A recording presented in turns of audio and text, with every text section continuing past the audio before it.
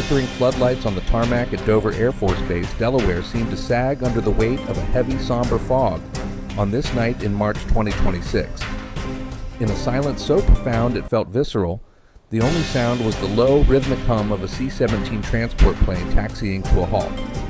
Inside were the flag-draped transfer cases, young Americans returning home for the last time from a conflict that, just days ago, we were told was proceeding exactly as planned. This sight creates a jarring, painful contrast for anyone watching the nation's destiny unfold.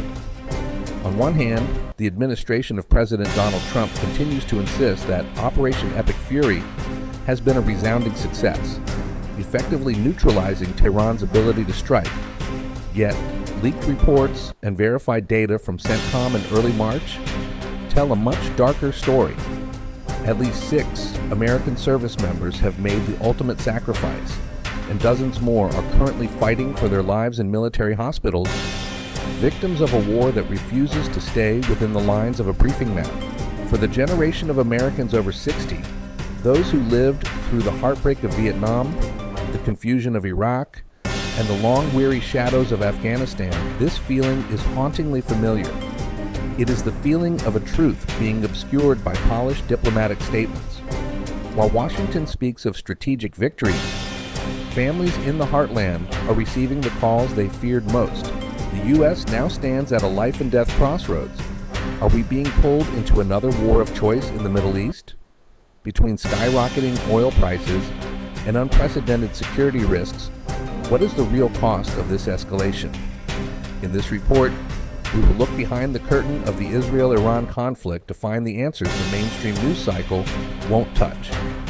The geopolitical chessboard of the Middle East was violently upended on February 28, 2026, with the assassination of Iran's supreme leader, Ali Khamenei. While the exact details of the operation remain classified, the fallout has been anything but quiet. This event served as the black swan moment, shattering the decades-old status quo and thrusting the Israel-Iran rivalry into a direct, scorched-earth confrontation. In the wake of this vacuum, the world watched with bated breath as the assembly of experts moved with unprecedented speed. On March 9, 2026, Mojtaba Khamenei, the 56-year-old son of the late leader, was officially confirmed as the third supreme leader. For the American public, particularly those who remember the 1979 hostage crisis, this transition represents a dangerous new chapter. Mojtaba is not a traditional cleric. He is a man of the shadows deeply embedded within the IRGC, Revolutionary Guard. Analysts describe him as the heir of vengeance, a leader whose legitimacy is tied directly to his ability to strike back at those who killed his father. Under this new leadership, the proxy war has ended, and the direct war has begun. We are now seeing a new, aggressive axis of cooperation. The underground war, the U.S. and Israel are reportedly coordinating a massive campaign targeting Iran's Fordow and Natanz facilities. These are not just airstrikes. They involve bunker-buster munitions designed to penetrate hundreds of feet of solid rock. The Shattered Shield. Iran's retaliatory strikes have become more sophisticated, utilizing saturation tactics to overwhelm Israel's Iron Dome. The red lines that once kept this conflict in the shadows have been erased, replaced by a cycle of escalation where neither side can afford to blink. For the U.S., the stakes couldn't be higher. We are no longer just supporting an ally. We are actively participating in a campaign to dismantle a nuclear-capable regime that has just been radicalized by personal grief and a change in supreme power. The question for every American over 60 is simple. Does this path lead to a safer world, or are we witnessing the opening salvos of a war that has no end? As the Iran-Israel war intensifies, a chilling new variable has entered the equation: the unmistakable fingerprint of Russian military technology. For the U.S. Navy, the Persian Gulf has transformed from a strategic waterway into a high-tech death trap. The bravado once seen in Washington is being met with a cold, hard reality. Iran is no longer fighting with outdated equipment. They are utilizing super weapons, that have rewritten the rules of naval engagement. The most terrifying revelation comes from the depths. Admiral Ali Fadavi of the IRGC recently signaled the deployment of a new generation of underwater missiles, modeled after Russia's Shkval technology. These are not your grandfather's torpedoes. The 100 meters per second threat, utilizing supercavitation, these weapons create a bubble of vapor around themselves, allowing them to travel at speeds exceeding 200 knots, roughly 100 meters per second. At this velocity, the reaction time for a U.S. carrier strike group is cut to mere seconds. The Iskander trade, reports from early March 2026 suggest a dark transaction has taken place. In exchange for thousands of Iranian Shahed suicide drones, Moscow has reportedly provided Tehran with advanced electronic warfare suites and components for the Iskander missile system. This technology is now being used to blind Israeli radars and find gaps in the once impenetrable Iron Dome.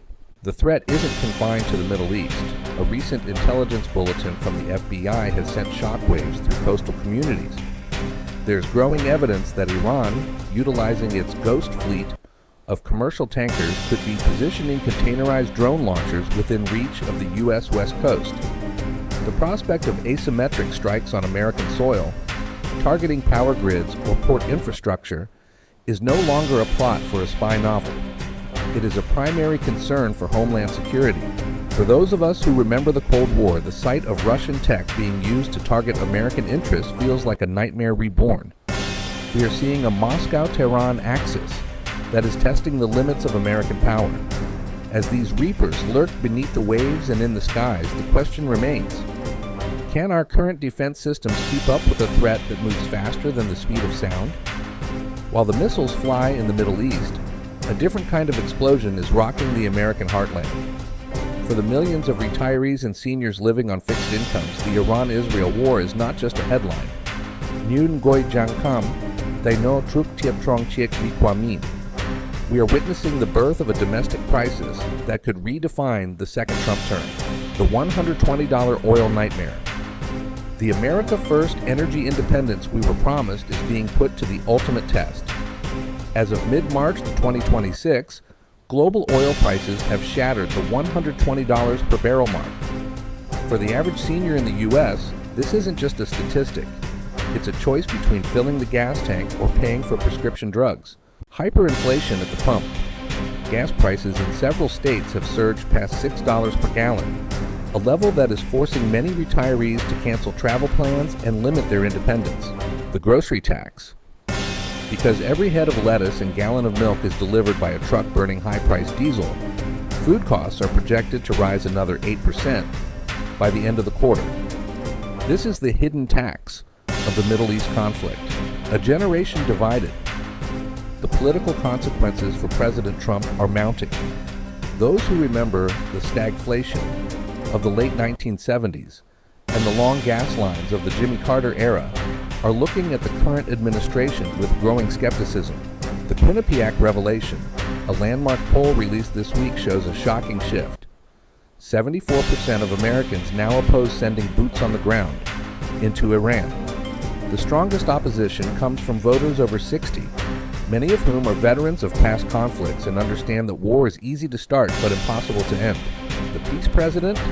Paradox? Trump rose to power on a platform of ending endless wars. Now he is presiding over what could be the largest military escalation in decades. This disconnect is creating a rift within his base, with many asking if the epic fury strategy is worth the domestic pain. For the generation that has seen the rise and fall of leaders through the lens of economic stability, the stakes couldn't be clearer. If the administration cannot stabilize the markets and provide a clear exit strategy, the political legacy of this era may be one of division and decline rather than strength. As we move into the final days of this 48-hour countdown, the eyes of the nation are not just on the Persian Gulf, they are on the price tag at the local gas station. As the sun rises over the jagged cliffs of the Musandam Peninsula, the most vital maritime artery in the world, the Strait of Hormuz, has become a graveyard of international norms. The 21-mile-wide choke point, which normally handles 20% of the world's daily oil and gas supply, is now effectively under a kinetic blockade for the captains of the nearly 1,000 vessels currently stranded within the Persian Gulf. The situation has devolved into a desperate game of life and death, where the only way to survive is to stop being American or Western, the Chinese masquerade. In one of the most bizarre developments of modern warfare, commercial ships are now utilizing their AIS, Automatic Identification System, transponders not for navigation, but for deception. According to recent data from Marine Traffic and KPLR, at least 23 vessels have been caught re-identifying themselves to avoid the IRGC's crosshairs. The neutrality signal ships like the Marshall Islands flagged Iron Maiden and the Panama-registered Guanyuan Fuxing have recently broadcast signals such as China owner, all Chinese crew, or even Muslim Turkish vessel. The logic of the shield. Ship owners are betting that Tehran, already isolated by U.S. sanctions, will not risk alienating Beijing, its most critical economic and diplomatic lifeline. By claiming a Chinese connection, these ghost ships are attempting to buy a few minutes of safety as they hug the Omani coastline. The dark transit. For those who cannot fake a connection, the only option is to go dark.